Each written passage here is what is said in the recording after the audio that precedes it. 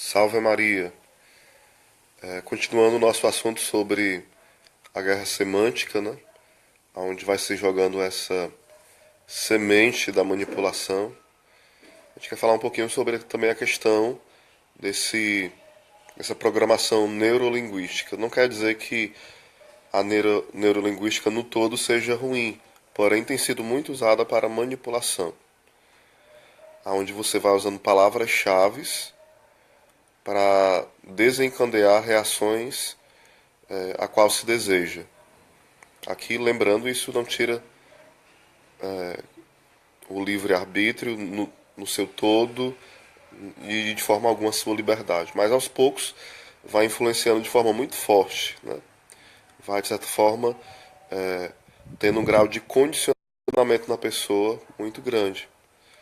Então isso tem sido usado muito no cinema, né? Desde 1968, mais ou menos, em Hollywood, por ações de agentes da KGB. Essa técnica de manipulação tem cada vez mais crescido. A manipulação das ideias e, mais do que das ideias, a manipulação do comportamento. Existe uma técnica chamada a técnica porta na cara e a técnica pé na porta, né? No caso, são técnicas aonde você vai, uma delas você vai chegando aos poucos com ideia pequena até a pessoa e se condicionando a aceitar as ideias maiores. Você coloca pequenas gotas de informação que vai fazendo com que a pessoa desvalorize o que ela já tinha como valor, ela vai aceitando, assimilando aos poucos. E já a outra técnica, né, que seria porta na cara, seria o seguinte: você chega, por exemplo, você oferece para uma pessoa, eu posso colocar esse banner aqui de 3 metros na sua casa? A pessoa, não pode. Tem logo uma reação de negação, na maioria das vezes, né? Aí você fala, mas eu posso colocar esse pequeno retrato de 30 centímetros? A pessoa, sim, então pode. Ou seja, você dá um impacto de algo bem grande, isso em várias situações, eu dei só um exemplo, e depois ela coloca algo bem mínimo para que a pessoa aceite aquele mínimo. E existe também o pé na porta, que você começa do mínimo e vai aumentando até ir condicionando a pessoa a coisas grandes.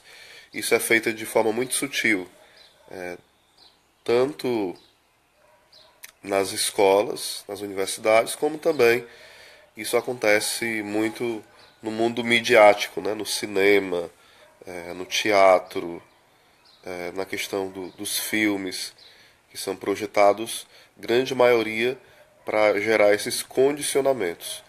E hoje se fala que a doutrinação ela já passou. O que mais existe de fato é isso. A manipulação do comportamento, aonde você leva a pessoa a tomar atitudes. Por exemplo, né, tem programas aí que fazem as pessoas comerem insetos por dinheiro, né? Então a pessoa que antes era a avessa a comer insetos, mas porque ela quer o dinheiro, então ela come, e aos poucos ela pode até começar a acostumar-se a contrariar o seu valor. Aí isso gera uma falta de conexão daquilo que é valor dentro dela com o comportamento. Então isso vai gerar um desequilíbrio, ou seja, ela é contra aquilo. Eu dei o exemplo dos insetos, né? De comer insetos, mas pode ser outras coisas. Então ela é contra, mas como sem pensar, sem ficar refletindo muito para aquela decisão, ela faz. Então ela vai ficar naquela crise entre o que ela vê como certo e o que ela fez. Então vai criando essa desordem dentro dela. Isso tem sido muito usado pela ideologia de gênero. Por exemplo, nas escolas, em algumas já começou a fazer o seguinte: manda a criança tocar uma outra, às vezes até beijar uma outra, ou seja, essa loucura, né? Fazendo uma loucura na sexualidade da criança. E como a criança já está abraçando, já está beijando, ela já está ficando totalmente condicionada, porque ela já está fazendo. Então aquilo vai ser muito mais forte nela, porque foi fazendo parte das atitudes dela.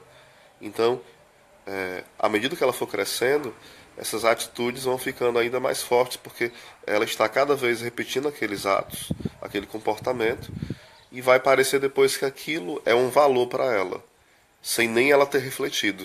Vocês estão entendendo?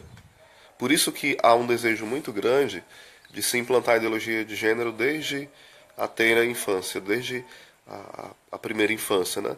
Para que as crianças não tenham condições de refletir. Não, isso é errado, isso é pecado, isso não é coerente, isso não está dentro do padrão, da normalidade, isto vai contra a minha consciência.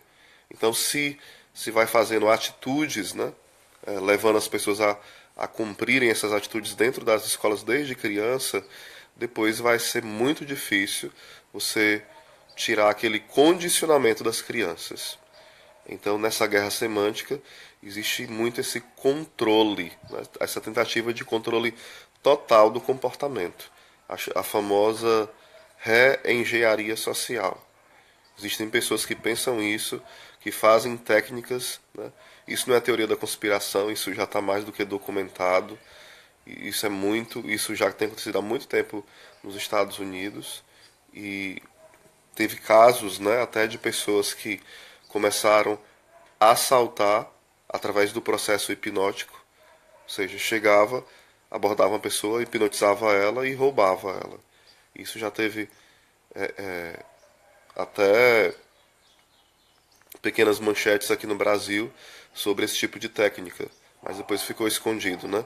Não deram muita ênfase para não causar a atenção das pessoas sobre essas técnicas hipnóticas, né? Que estava sendo usado até para assaltos em alguns países. Vários grupos criminosos estavam usando a técnica de hipnose para assaltar pessoas. E hoje o assalto ainda é pior, né? São assaltos dos nossos valores e cada vez mais o nível intelectual vai baixando por conta desse processo de manipulação. Então estejamos atentos, né? Porque esse processo neurolinguístico, onde se usa palavras-chave para desencadear reações violentas, reações de aversão a determinada coisa, principalmente de ódio contra a Santa Igreja Católica, de ódio contra os valores perenes que sempre teve, agora se quer virar de cabeça para baixo. Aquilo que era valor, hoje parece que é tabu, é algo que é retrocesso, é algo quadrado. Então, tenhamos cuidado com isso.